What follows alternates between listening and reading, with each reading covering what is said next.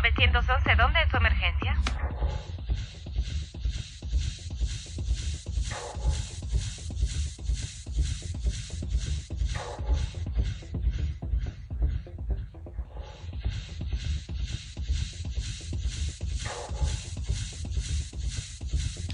Muchas gracias por acompañarnos este 20 de abril del 2016 Al Rescate del Alma.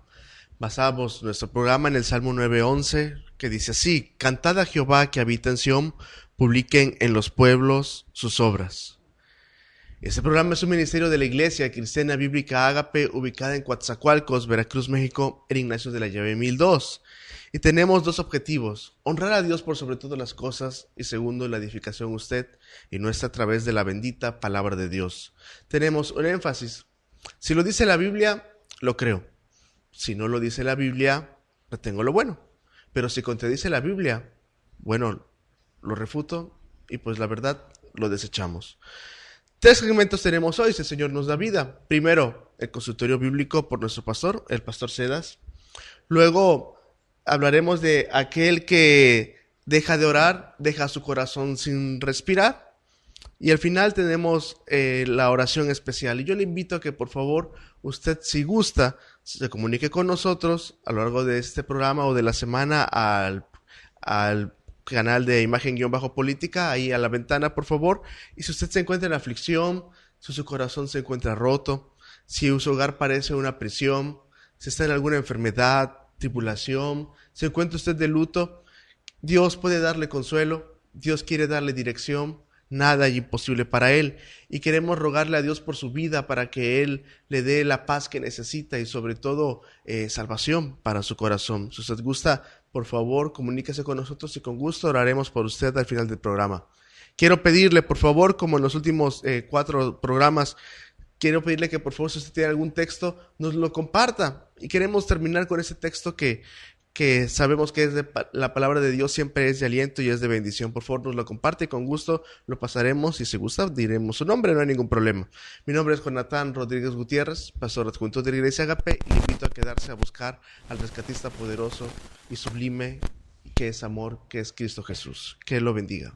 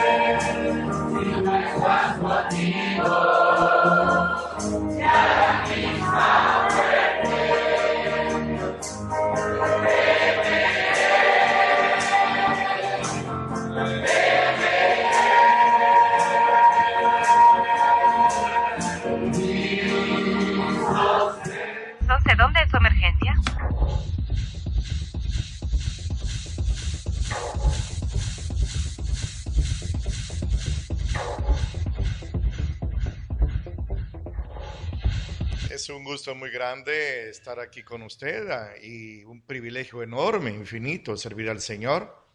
Y en este espacio, en ese segmento al que hemos titulado Consultorio Bíblico, contesto a la luz de la Biblia, fundándome estrictamente en ella, las preguntas que nos hacen llegar a nuestro correo o a nuestro teléfono. Esta pregunta que hoy voy a contestar es muy frecuente. Yo la he oído decenas y decenas de veces, pero sigue inquietando a la gente por una sola razón. Se pierde de vista a la Biblia y se pone en las opiniones humanas. La pregunta es esta. Pastor Cedas, en Hechos 1, 15 al 26, los apóstoles echaron suertes para escoger al sustituto de Judas. ¿Debemos los cristianos echar suertes y pedir señales? Bueno, mire, yo debo decirle varios casos en el Antiguo Testamento donde hombres de Dios pidieron señales al Señor para ver qué hacer o qué no hacer. Por ejemplo, tenemos en Génesis capítulo 24 a Eliezer, el criado, el mayordomo de Abraham, que pide una señal para escoger a la hija, a la esposa de Isaac, el hijo de Abraham. Es por eso que había dejado lo que ahora es la tierra prometida y había ido a la lejana Mesopotamia. El Señor le contesta. Jonatán, cuando va a pelear contra los filisteos, también pide una señal. Él era el hijo de Saúl. Y el Señor le muestra con una señal que es la respuesta que le dan los filisteos que estaban arriba en unas peñas, si él debía subir o quedarse quieto. Así él iba a entender si moriría en la batalla o si ganaría. Y Dios le da una señal y él vence. Encontramos quizás el caso más conocido de Gedeón cuando pide con aquel vellón, aquella piel de cordero, la pone en el pasto, ahí en el patio de su casa y le dice al Señor que moje todo menos el vellón. Y así sucede. Al día siguiente con el rocío todo el campo está seco, pero el vellón está mojado que hasta exprimió y llenó una botija. Son casos muy frecuentes ahí en el Antiguo Testamento y muy conocidos. Y también tenemos el caso del rey Ezequías cuando enferma de muerte. Pero el Señor le envía al profeta Isaías, le señala que le quedan unos días de vida, que haga sus cosas en orden, como hacer su testamento, diríamos ahora, porque iba a morir. Apenas se va Isaías, él empieza a llorar, se voltea hacia la pared, estaba acostado y clama al Señor. Él tenía una llaga ahí que no le sanaba y le pide al Señor que tenga misericordia de él. Y el Señor regresa a Isaías y le dijo que le iba a añadir 15 años. Lo iba a sanar de esa enfermedad y le iba a añadir 15 años de vida. Pero Ezequías, el rey justo, como que duda y dice, Señor, dame una señal. Y el Señor hace que el reloj de sol, el que tenía el rey Acaz, retrocediera 10 grados. Imagínense que el sol se está ocultando y hay una varita. Si se oculta el sol, la sombra se alarga. Pero si se oculta el sol, la sombra no se puede acortar. Eso es imposible, pero no para Dios. Dios le dio esa señal al justo rey Ezequías. Él sanó y vivió 15 años más. Pero quiero decir algo que quede muy claro. Todos estos casos pertenecen al Antiguo Testamento. En el Nuevo Testamento no va a hallar, quiero ser enfático, no va a hallar usted ni un solo caso de estos. Y el hecho que me comenta este hermano, del cual me pregunta, que aparece en Hechos 1, 23 al 26, y quisiera leerlo textualmente, así está escrito. Hechos 1, 23. El apóstol Pedro habla y dice que había que escoger al que iba a quedar en lugar de Judas el Iscariote que se había suicidado. Y en el 23 así está escrito. Señalaron a dos, a José llamado Barsabas, que tenía por sobrenombre Justo, y a Matías. Y orando dijeron, tú Señor, que conoces los corazones de todos, muestra cuál escoges de estos dos, para que tome el oficio de este ministerio y apostolado, del cual cayó Judas por transgresión para irse a su lugar. Y les echaron suertes, y cayó la suerte sobre Matías y fue contado con los 11 apóstoles. Este es el único caso así. Señales, suertes en el Nuevo Testamento y pare usted de contar. Pero en relación con este pasaje, yo quisiera decirle 8 puntos que usted debe de tener muy en cuenta para no cometer un error doctrinal y tener una interpretación correcta. Acompáñeme y va a ver que esto le va a ser de edificación y usted pisará terrenos seguros de palabra de Dios y no terrenos como arenas movedizas de opiniones humanas. Primero que le digo, de esos 120 que estaban ahí, 120 discípulos que estaban en el aposento alto aquella nochecita en Jerusalén, bueno, quizá la mitad eran mujeres, ya nos quedan 60. Pero había otro grupo, María y sus hijos, Jacobo, José, Simón, Judas y las hermanas, ya son menos de 60. Y de esos que quedaron, varios no habían visto a Jesús desde su bautismo en el río Jordán hasta su crucifixión, y varios también no lo habían visto resucitado, eran recién convertidos. Así que estos no llenaban los requisitos para ser apóstoles en lugar de Judas el Iscariote. Mire usted, no pierda de vista esto. Sin embargo, de esos, ¿qué le gustan? 30, 25 que quedaron por eliminación. Ellos escogieron a dos, a José Barsabas Justo y a Matías. Ellos escogieron a dos. Quiero ser enfático. Ellos escogieron a dos. Y eso me lleva a mi segundo punto. Ese fue el primer error que cometieron. Ellos hicieron una elección. Leo textualmente el versículo 23. Así es escrito. Y señalaron a dos, ellos señalaron a dos. A José llamado Barsabas, que tenía por sobrenombre Justo, y a Matías. Ellos los escogieron. Tercer punto en este pasaje. Quiero que usted se funde en la palabra de Dios. Una vez que los escogieron, ahora sí recurren al Señor y le piden, le leo el 24 y 25. Orando, ahora sí, ya después de que ellos escogieron, orando dijeron, Señor, tú que conoces los corazones de todos, muestra cuál escoges de estos dos, para que tome el oficio de este ministerio y apostolado del cual cayó Judas por transgresión para irse a su lugar, al infierno. Es triste que muchos hermanos y muchas veces toman una decisión de trabajo, de noviazgo, de cambio de ciudad donde viven, de residencia, inclusive de aceptar o rechazar pastorados, escogiendo ellos primero y después le dicen al Señor, muestra qué te parece. Pero ellos ya hicieron su decisión. Ese es el tercer punto que quiero que usted no pierda de vista. Cuarto punto. Normalmente ellos echaban suerte usando varitas o piedritas donde ponían los nombres y las metían en una anforita y ahí las sacaban. Y así ellos decían que así Dios les había hablado. Quinto, lógicamente, uno de los dos nombres tenía que salir, o Matías o José. Es como si usted lanza una moneda al aire, lo que llamamos aquí en México volaro. Águila, Señor, va a ser Matías. José va a aparecer con el sol. Yo jugué volados mucho tiempo y nunca tiré una moneda y cayó parada, o de canto, como decíamos, siempre caía de un lado a otro. Pero de eso, a concluir que esa es la voluntad de Dios, hay un abismo. Eso es peligroso. Eso es pisar terrenos peligrosos de error doctrinal que lleva a muchas situaciones muy graves y tristes. Usted, por ejemplo, mire, le decía yo a la iglesia el domingo, si yo tomo una piedra y la lanzo contra un cristal y se quiebra, bueno, es lo normal que se quiebre, y voy a decir, bueno, es que Dios quería, era su voluntad. No, es consecuencia mía. Si yo ya escogí a José, a Matías, y he hecho suerte, pues uno de los dos va a salir. No podría ser que me tiran la mano en la anforita y no saliera ni una piedra o una varita. Tenga usted cuidado. Sexto punto. La prueba es que la suerte, según acabamos de leer, cayó en Matías. ¿Y sabe qué? Matías no vuelve a figurar en todo el Nuevo Testamento. En todo el Nuevo Testamento. Búsquelo. Y si lo encuentra, bueno, se va a llevar un premio. Pero se va a llevar un desengaño mejor. Esto es algo que usted debe de ver. Si no está en la Biblia, hay que rechazarlo. Él ya no aparece. Y le voy a decir algo que es importantísimo y a la vez precioso.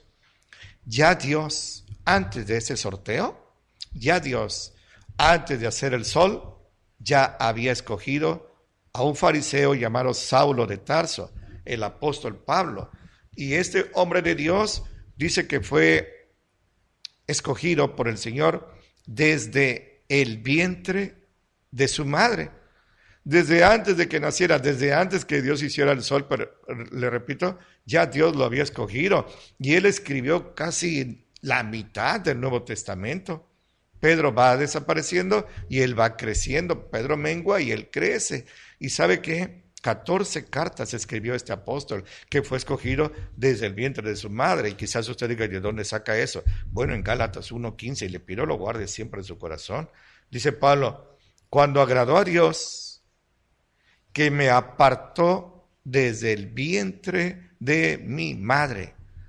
Gálatas 1:15. Tenga usted esos textos en su corazón y estará usted firme.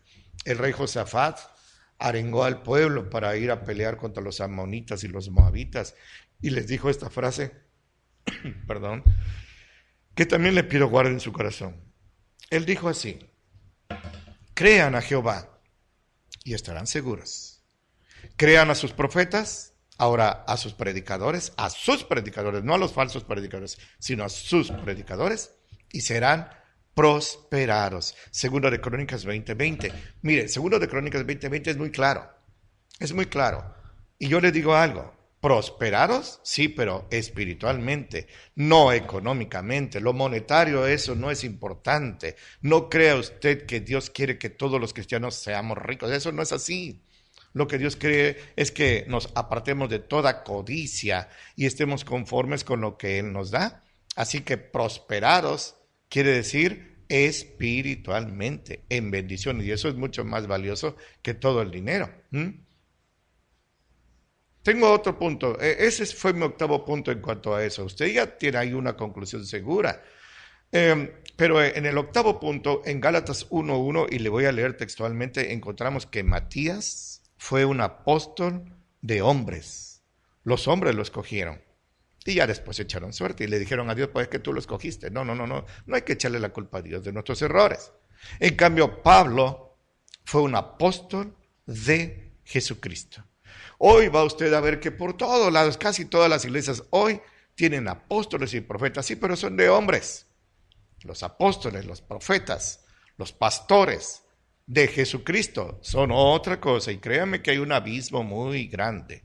En Gálatas 1:1, así está escrito, Pablo, apóstol, no de hombres, ni por hombre, sino por Jesucristo y por Dios el Padre, que lo resucitó de los muertos.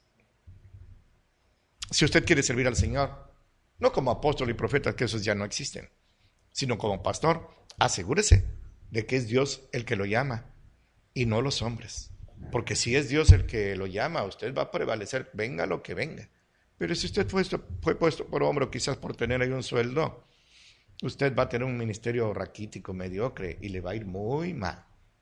Ahora, estos 8 puntos ya nos deben esclarecer el panorama. Sin embargo, déjeme decirle algo más. En cuarto lugar, le digo algo. Hay un punto a favor, pero enorme, a favor de los apóstoles. Cualquiera puede decir, bueno, qué ignorantes eran, qué carnales eran, cómo cometieron ese error tan grande. Hay un punto muy a favor y este punto es enorme.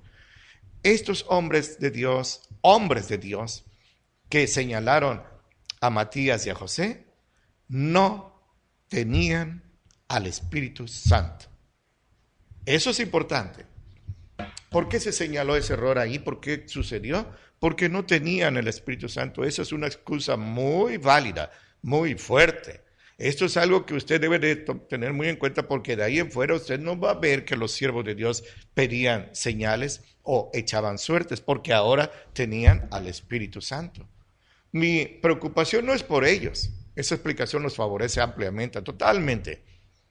Mi preocupación es por la iglesia de hoy, que teniendo al Espíritu Santo todavía echa suertes, todavía pide señales al Señor, lo cual ya hemos visto es erróneo. El Espíritu Santo, estamos hablando de Hechos 1, vino hasta el capítulo 2, el día de Pentecostés, 2, 1 al 4. Ahí vino el Espíritu a la iglesia. Y por cierto, he oído muchas veces que predicadores muy serios, muy antiguos, ellos dicen que ahí nació la iglesia cristiana.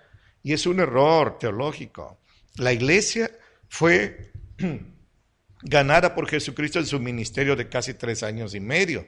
Él empezó a llamar gente de las tinieblas a su luz. Eso quiere decir iglesia, gente que es sacada, asamblea, gente que es apartada del mal y dedicada al Señor. Ahí se formó la iglesia. Si ustedes tienen un hermano rebelde que no oye al privado, que no oye con 2 testigos y que no oye delante de la iglesia, ahí está la iglesia, expúlsenlo, excomúlguenlo. Mateo 18. No, el error es ese. La iglesia no nació en este día de Pentecostés. La iglesia ahí estaba. Lo correcto teológicamente es que la iglesia que ahí estaba recibió al Espíritu Santo el día de Pentecostés. Si usted enseña esto, estará usted enseñando exactamente la palabra de Dios. Ahora yo le digo algo que es mi experiencia. Yo tengo 37 años de cristiano. Y a lo largo de estos 37 años yo he visto muchos casos dolorosísimos y hasta peligrosos en que se han pedido señales al Señor o se han echado suertes. Y habiendo creído, como los apóstoles cuando apareció Matías ahí en las suertes, habiendo creído que tenían ya la voluntad de Dios, se casaron, cambiaron de trabajo, se fueron de la ciudad, cambiaron de iglesias y cosas así. Y pero muy pronto se dieron cuenta que habían cometido un error, fracasaron, se divorciaron y algunos en extremo dejaron el camino del Señor y hoy viven otra vez en el mundo en una clara apostasía. Tenga usted cuidado. No es algo insignificante, algo que no tiene importancia, es algo muy grave. Y mi conclusión es esta. Yo sé que hablo muy rápido, pero le digo algo. La iglesia auténtica, la iglesia genuina cristiana, ya no pide señales, ya no echa suertes para saber cuál es la voluntad de Dios. Pero soy enfático, la iglesia auténtica. Tal parece que ahora hay una iglesia cristiana y similares, lo mismo pero más barato. Tenga usted cuidado, salga de ese lugar, porque esa no es la iglesia del Señor. La iglesia del Señor se funda estrictamente en la Biblia. Ahí está en la Biblia, acéptelo. No está en la Biblia, rechácelo. Tan sencillo como eso, ¿sí? Me despido en ese segmento y por hoy, con esas palabras que le pido al Señor, se aniden en su corazón, así como Samuel cuando era un niño, que dice la Escritura que no dejaba caer a tierra ninguna de las palabras de Dios. Y este texto que le voy a compartir literalmente, textualmente, va a ser una firme ancla para su fe. Así es escrito en Hebreos 1, 1 y 2. Dios, habiendo hablado muchas veces y en muchas maneras en otro tiempo, en el Antiguo Testamento, habló por sueños, visiones, revelaciones, profecías, a través de una asna, a través de una zarza ardiente, por suertes, por señales, sí, así habló en otros tiempos. A los padres por los profetas, dice, en estos últimos días, esos que estamos viviendo, nos ha hablado por el Hijo, por Jesucristo, al cual constituyó heredero de todo y por el cual así también hizo el universo. En otros tiempos, en el Antiguo Testamento, el Señor habló a los padres de muchas maneras, pero en estos últimos tiempos nos dejó una lámpara a nuestros pies, una lumbrera a nuestro camino, una firme ancla de nuestra fe, que es la Biblia. Lea usted el Nuevo Testamento, la iglesia pertenece al Nuevo Testamento, guíese por él, olvídese de señales y de suertes. Aquí está lo que Dios quiere que usted sepa. Cualquier duda que tenga, aquí está. Si usted es un nuevo todavía y no sabe, hable con su pastor, solo asegúrese de que su pastor es fundamentalista, que su pastor es estrictamente bíblico. Y si no, pues aunque yo soy un inútil, llámeme, que con gusto le serviré tocando la palabra de Dios y no mis opiniones. Que el Señor lo bendiga mucho.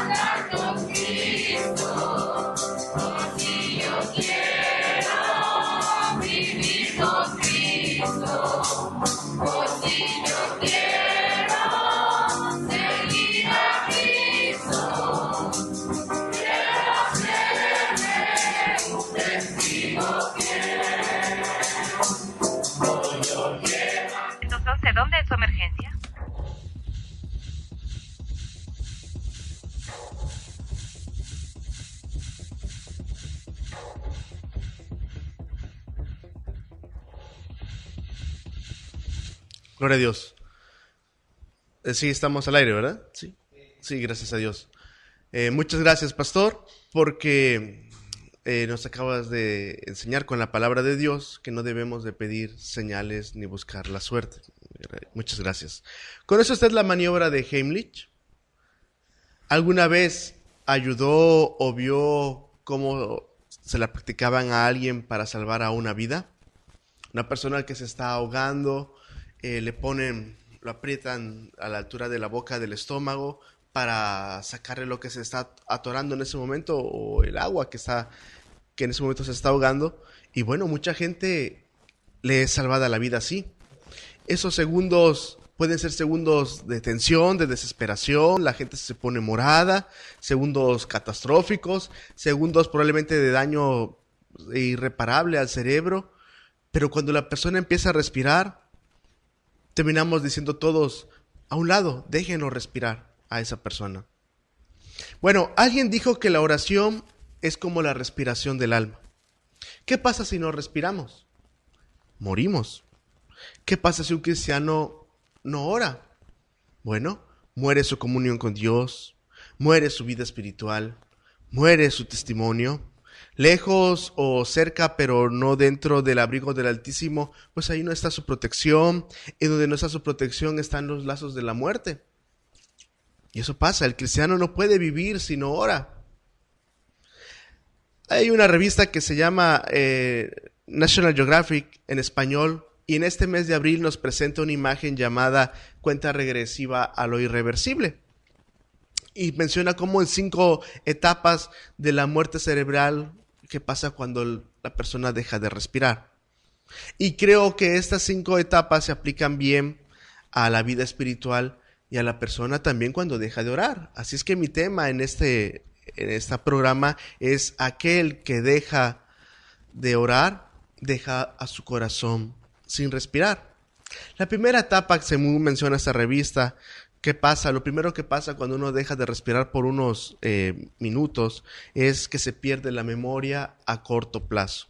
Dice la revista que el primero en deteriorarse es el hipocampo, región donde se consolida la memoria. Una persona no recupera la conciencia, tendrá dificultades para recordar lo que acaba de ocurrir, y así le pasará constantemente.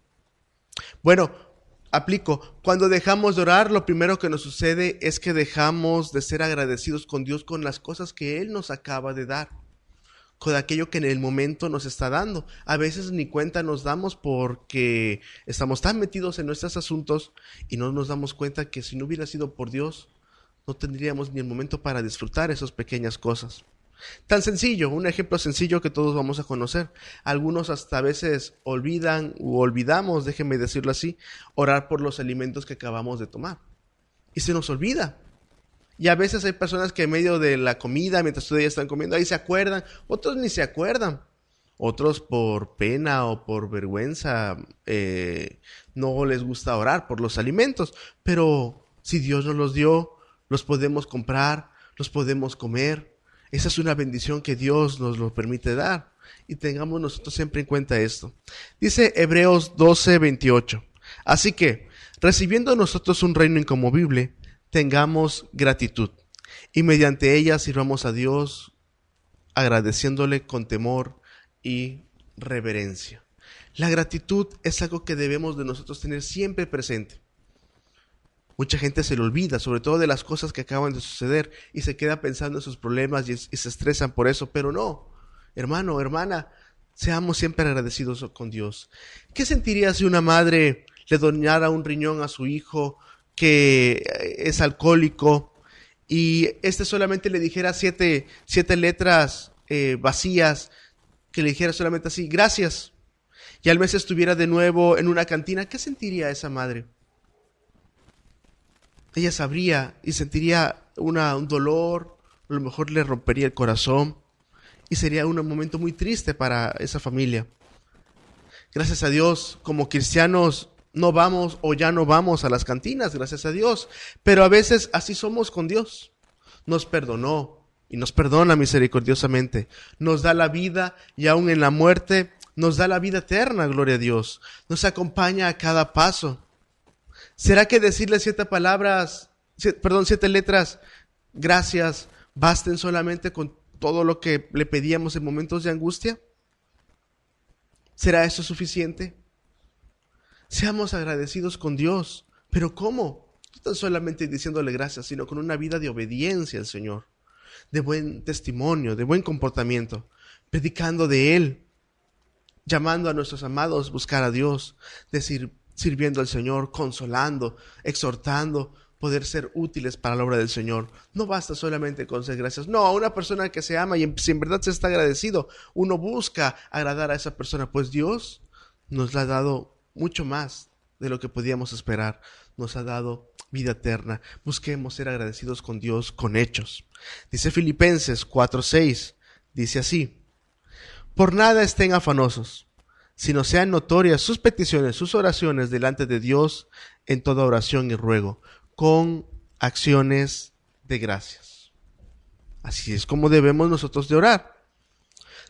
Tristemente, mucha gente cuando ora solamente se dedica a pedir. Saca su lista, a veces es interminable, y Señor, dame, Señor, te reclamo, Señor, yo quiero esto, Señor, si es tu voluntad, pero solamente son peticiones.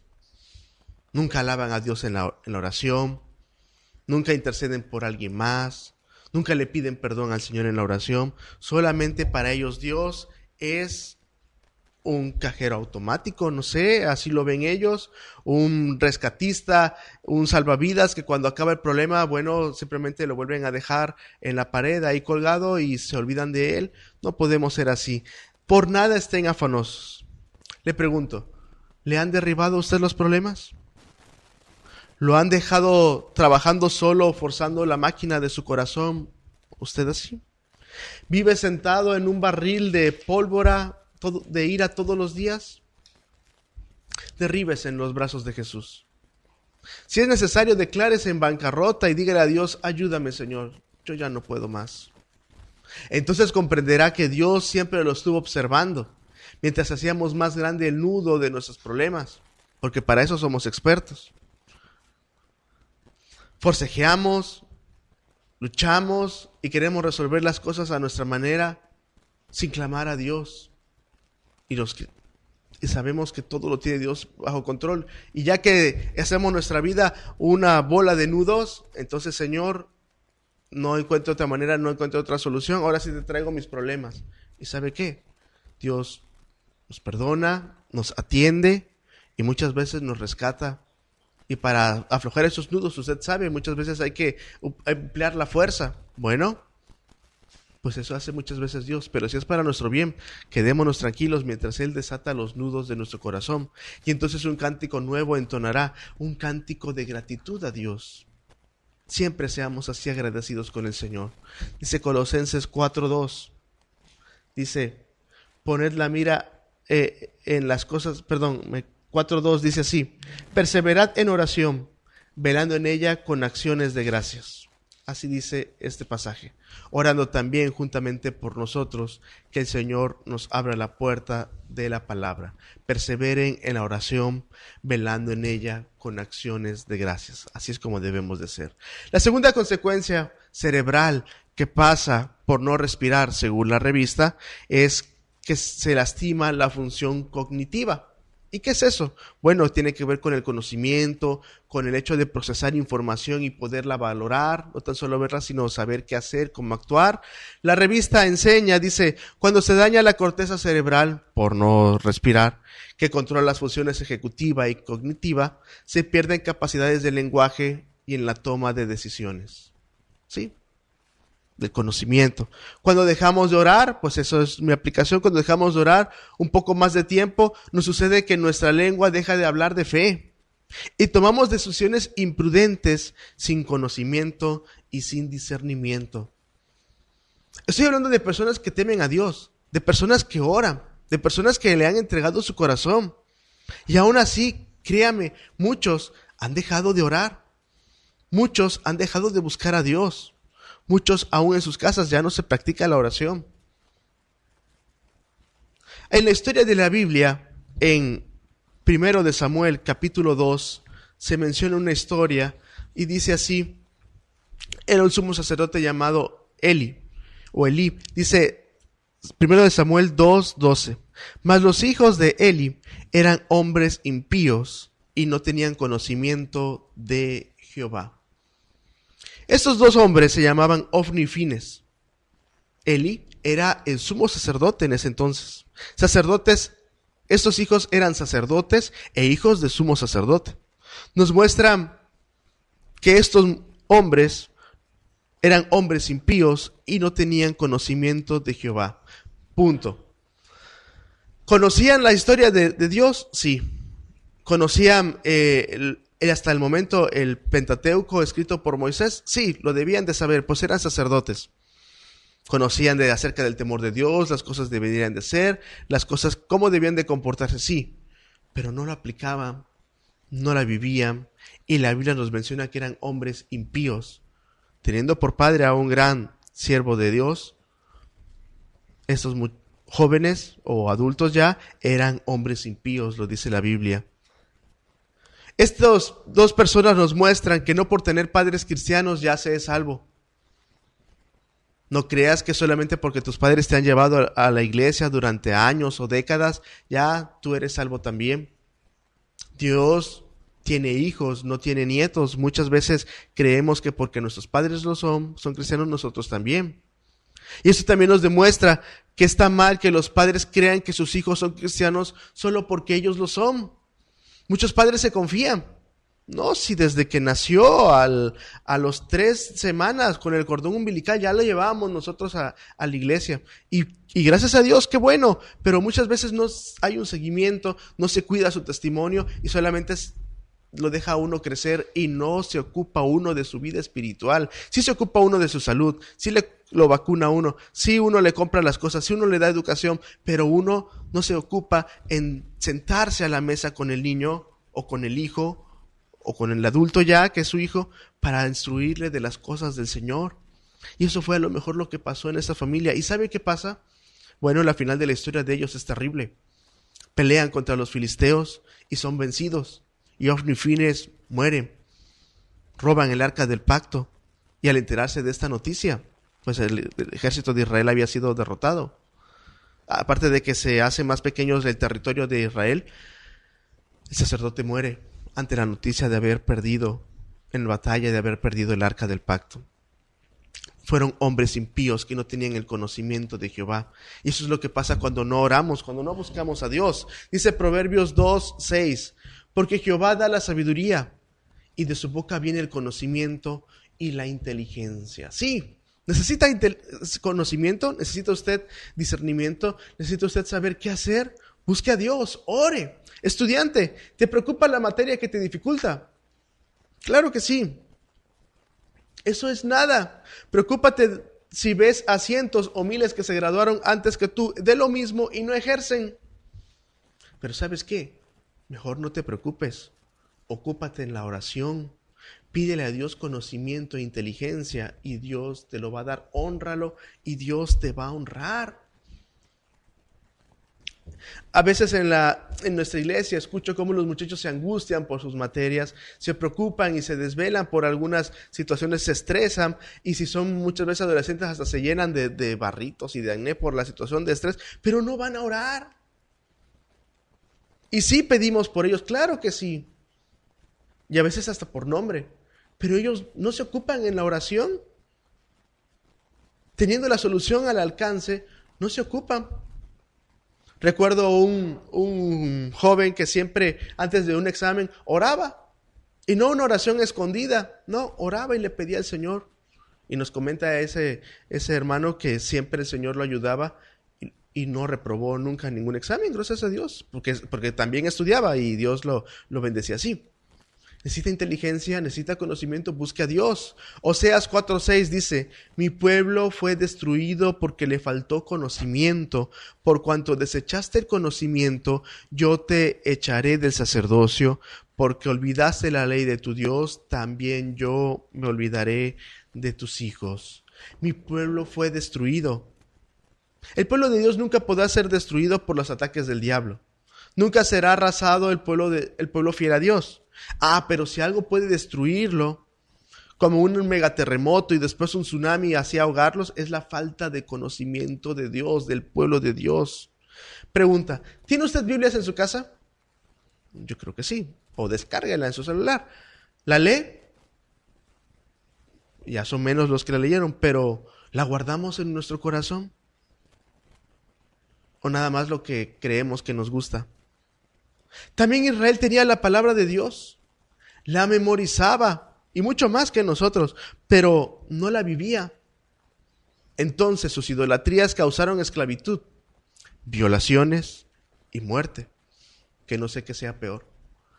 Yo le pido que por favor aprendamos a escarmentar en las historias tristes de las personas que no tomaron de la palabra de Dios, que teniendo la palabra de Dios en sus manos no lo obedecieron, que les faltó conocimiento. Y aprendamos a escarmentar en cabeza ajena, porque Dios dejó la palabra escrita para nuestra enseñanza, para que adquiriéramos conocimiento e inteligencia. El pueblo de Dios, aquellos que alababan a Dios, un momento alababan a Dios, otro momento alababan a un ídolo, otra vez ayunaban a Dios, luego le cantaban y le ofrendaban a un ídolo. ¿Cómo? Terrible. Y por eso el pueblo de Dios fue destruido, porque les faltó conocimiento. No tenían ellos un compromiso con Dios, menos en la oración. Hebreos 5:12 dice: porque debiendo ser ya maestros, después de tanto tiempo, tenéis necesidad de que os venga a enseñar cuáles son los primeros rudimentos de las palabras de Dios, y habéis llegado a ser tales que tenéis necesidad de leche y no de alimento sólido. Y todo aquel que participa en la leche es inexperto en la palabra de justicia, porque es niño.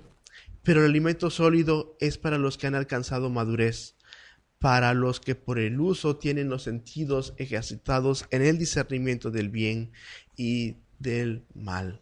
Debiendo de ser ya maestros, les tengo que hablar como si fueran niños. Hay una historia en la cual el apóstol Juan, no lo menciona en la Biblia, pero es una historia conocida, en la cual el apóstol Juan, cuando llegaba ya anciano, llegaba a las iglesias, le decían: predica, apóstol, qué bendición es tenerte aquí, háblanos del Señor, predícanos. Y él se subía a donde se compartía y les decía simplemente esto: amados, amémonos unos a los otros. Y se sentaba y se bajaba de ahí donde estaba él predicando. Y pues los hermanos se alegraban. Bueno, nos dio la palabra y tiene mucha razón. En la siguiente semana: hermano, vuélvenos a predicar. Le decía lo mismo. Así estuvo él más o menos un mes, 4 o 5 domingos, pues la iglesia se reunía en domingo. Y le dicen, al quinto sermón probablemente le dijeron: apóstol, ese sermón ya no los compartió, ¿no nos podría decir otra cosa? Y el apóstol les dice: ¿ya se aman unos a otros? Y se voltean a ver y hacen un recuento de su vida y saben cómo se atacaban unos a otros, o se miraban o se calumniaban, y la verdad es que no era cierto. No, apóstol, aún no nos amamos. Entonces, ¿por qué voy a cambiar mi tema?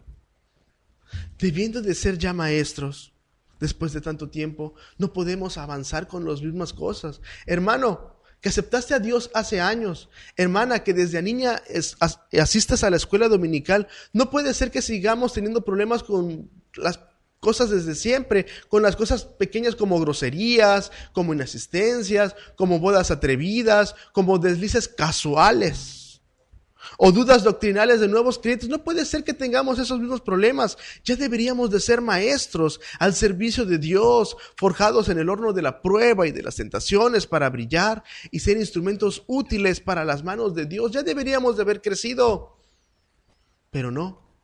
Necesitamos seguir recibiendo muchas veces leche, como si fuéramos bebés, y no alimento sólido, como si ya fuéramos hombres y mujeres ya maduros. Yo le pido que por favor nos hagamos una disciplina, así como muchos hacen disciplina en el trabajo, qué bueno, en el ejercicio, excelente, se esfuerzan para tener una buena alimentación, muy bien, en los estudios, excelente, pero sobre todo, mucho más gratificante que estas 4 cosas es el ejercicio de la oración en la búsqueda del Señor. hágalo y verá cómo su vida empieza a brillar, empieza a encontrar paz, empieza a ver dirección en su corazón. Hagámoslo y encontraremos que aquel que deja de orar, deja a su corazón sin respirar. Voy a dejar este tema aquí por razón del tiempo, teniendo en cuenta que me faltan 3 puntos, pero eso pasa cuando dejamos de orar. Primero, vimos que se daña la memoria a corto plazo. Ya no somos agradecidos. Y segundo, nuestra función cognitiva también se daña. No tenemos conocimiento de nada.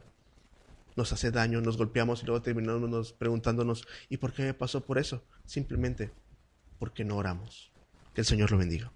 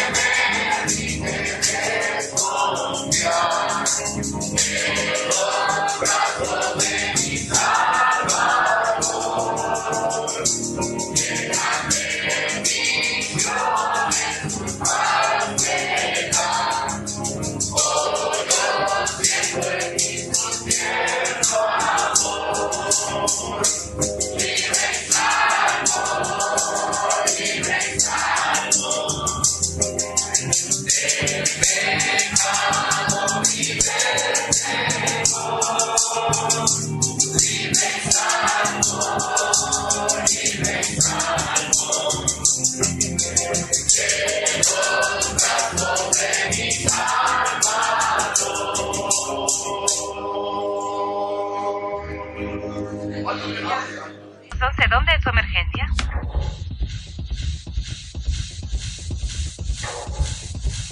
Gloria a Dios.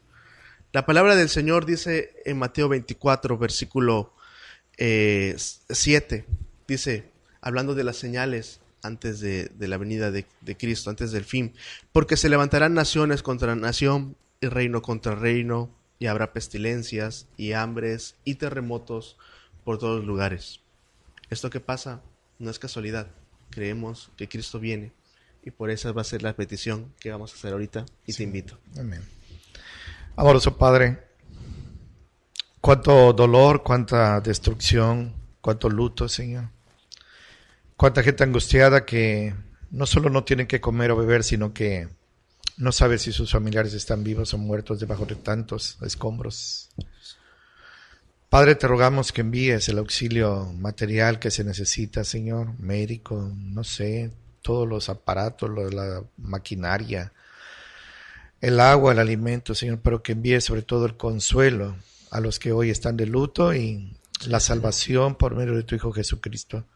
Sí, Ecuador es un lugar que tiene muchos cristianos, Señor. Ahí estaban estaciones de radio preciosas y hay mucho evangelio y tu pueblo está sufriendo, pero también los que están ahí bien Te rogamos que los avives y los uses para tu gloria y alabanza, y tu palabra en medio de tanto dolor se extienda y lleve salvación.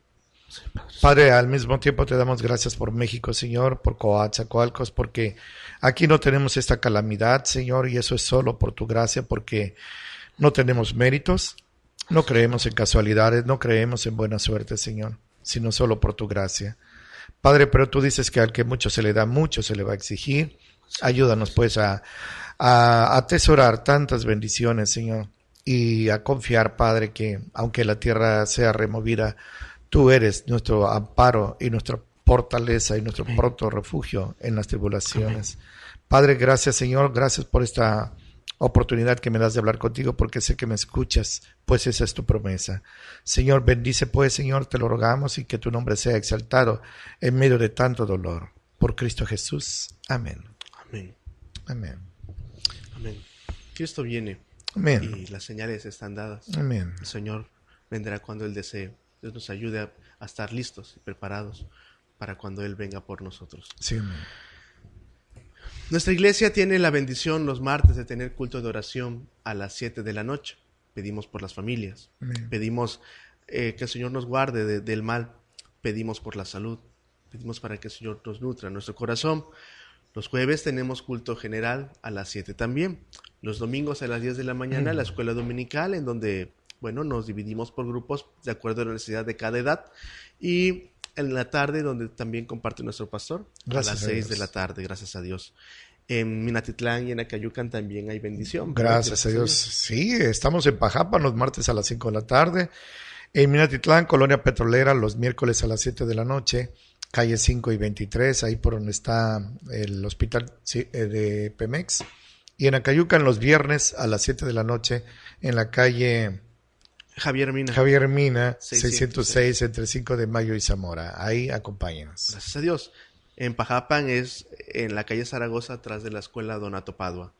También, gracias a Dios, tenemos la bendición como iglesia de tener bendición en los medios de comunicación, ministerios, gracias a Dios. Gracias a Dios, son 2 puertas abiertas, una en el radio mañana, todos los jueves a las 6 de la mañanita en FM 101.7, y los sábados en las secciones sociales del diario El Istmo, la columna Aguas de Reposo. Léala, escúchela, le va a edificar. Gloria a Dios. Visítenos por favor en la página del Abrigo del Altísimo 1.blogspot.mx. Si usted escribe en el buscador al Abrigo Altísimo 1, la primera opción somos nosotros. Gracias a Dios estamos llegando al final de nuestro programa número 103. Gracias a Dios. Perdón, 108, discúlpeme. Gracias a Dios. 108, gracias a Dios. El Señor nos ha enriquecido demasiado. Gracias a Dios nos ayuda a ser propicios a lo que Él nos da. Dios bendiga y prospere a nuestro canal, Imagen y Política. Bendiga a nuestro hermano José Luis, nuestra hermana Amén. Tere, nuestra hermana Azucena. Dios los bendiga, hermanos. Gracias a Dios por esta bendición.